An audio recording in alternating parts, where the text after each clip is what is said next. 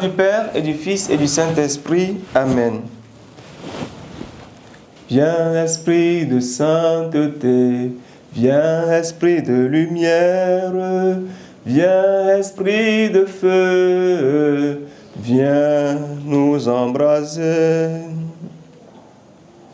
Évangile de Jésus-Christ selon saint Matthieu. En ce temps-là, une fois sortis de la synagogue, les pharisiens se réunirent en conseil contre Jésus pour voir comment le faire périr. Jésus, l'ayant appris, se retira de là. Beaucoup de gens le suivirent et il les guérit tous. Mais il leur défendit vivement de parler de lui. Ainsi devait s'accomplir la parole prononcée par le prophète Isaïe. « Voici mon serviteur que j'ai choisi, mon bien-aimé en qui je trouve mon bonheur. Je ferai reposer sur lui mon esprit.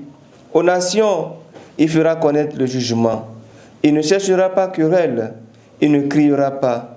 On n'entendra pas sa voix sur les places publiques. Il n'écrasera pas le roseau froissé. Il n'éteindra pas la mèche qui faiblit, jusqu'à ce qu'il ait fait triompher le jugement.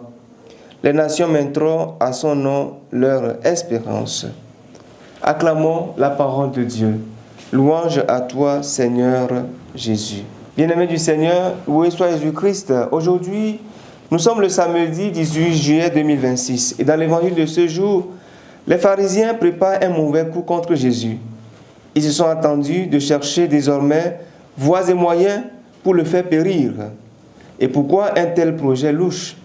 Parce que Jésus fait trop de bien et ose leur dire la vérité. Le péché des pharisiens vient du fait qu'ils ont mis la volonté de puissance, de domination au-dessus du service gratuit des autres.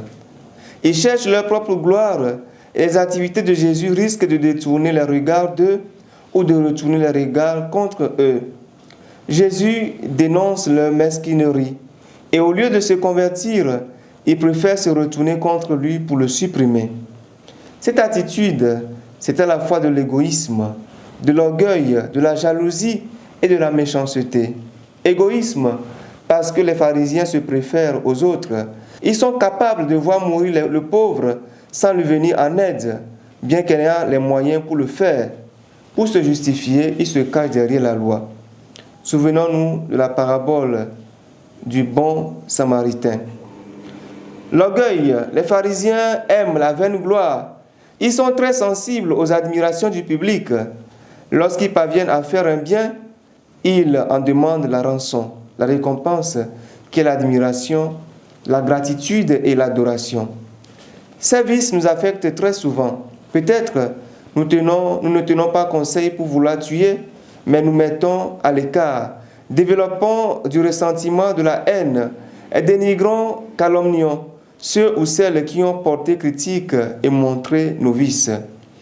Nous n'aimons pas facilement ceux qui nous disent notre tort, qui nous sermonnent, bref, celui qui nous dit la vérité.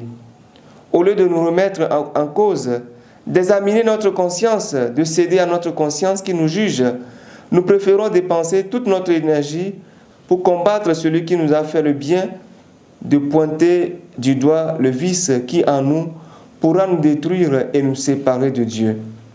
Frères et sœurs bien-aimés, changeons nos cœurs plutôt que de chercher à tuer nos prophètes. Que le Seigneur nous accompagne tout au long de cette journée, au nom du Père et du Fils et du Saint-Esprit. Amen.